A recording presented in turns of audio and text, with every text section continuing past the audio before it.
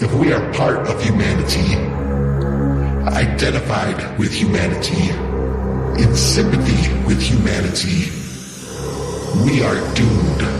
We are doomed. We are doomed. We are doomed. If we attempt to save humanity from its doom, we shall fail, because humanity has chosen its doom and has shown its unwillingness to reverse its choice.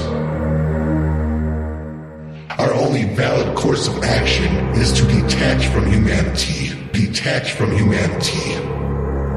Climb out of the quagmire of its lies, its hypocrisy, its blind desire for its own destruction. Find our own truth and create our own destiny.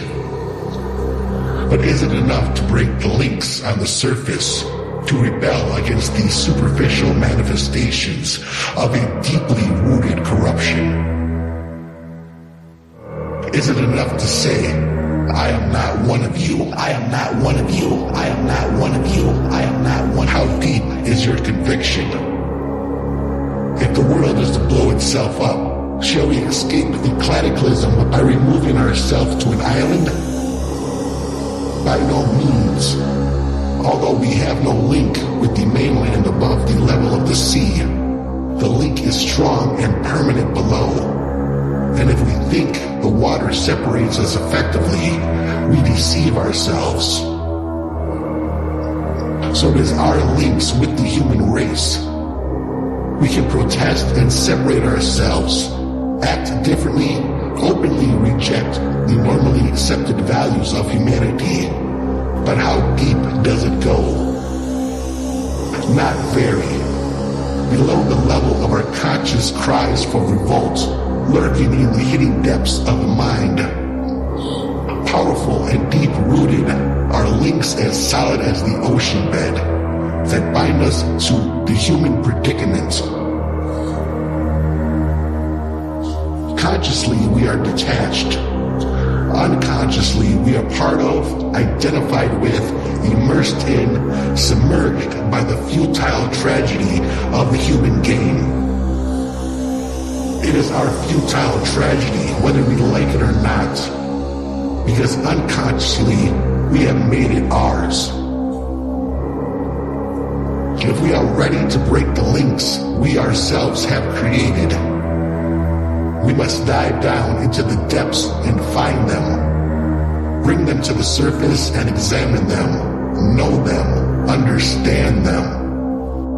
For as long as we keep them hidden, and as long as we pretend to ourselves that they're not there, on our own island, imagine we have severed all contact with the mainland.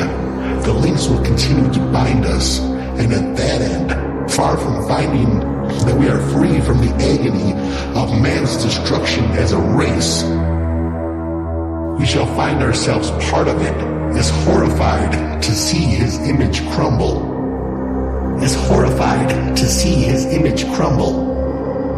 As dismayed to discover the hollowness of his vision of himself.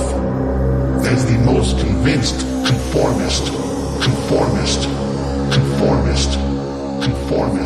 For at that time, all superficial differences will vanish.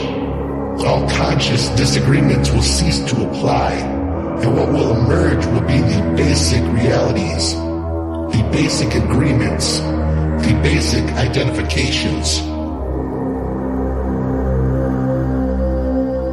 And if we let these remain as we originally created them within ourselves, there will be no escape.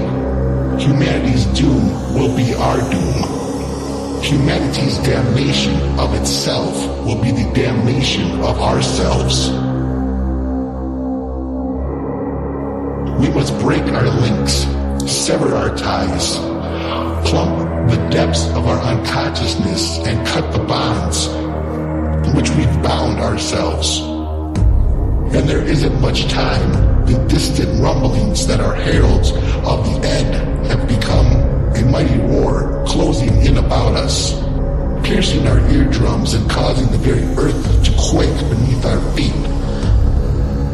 So that very soon even the blindest, numbest, most oblivious of us all will no longer be able to shut out the sound of it.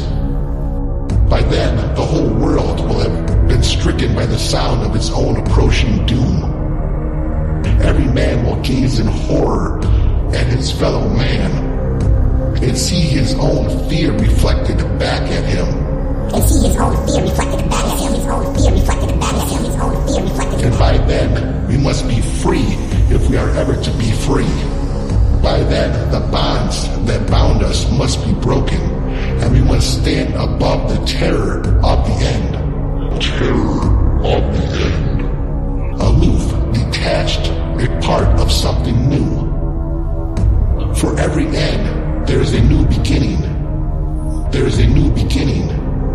There is a new beginning. There is a new beginning. And if we are not of the end, then we shall be of the new beginning. Either we shall be the ashes of the phoenix, or his resurrection from the ashes. And if we care about the death of the phoenix, then we shall be his ashes. But if we are detached and see the cycle of which his death is but a part, then we shall be his resurrection. And those who care for the human race, those who would preserve it in all its hopeless degradation and irreversible decay, they shall die with it. They shall feel the burning disappointments of the latter days.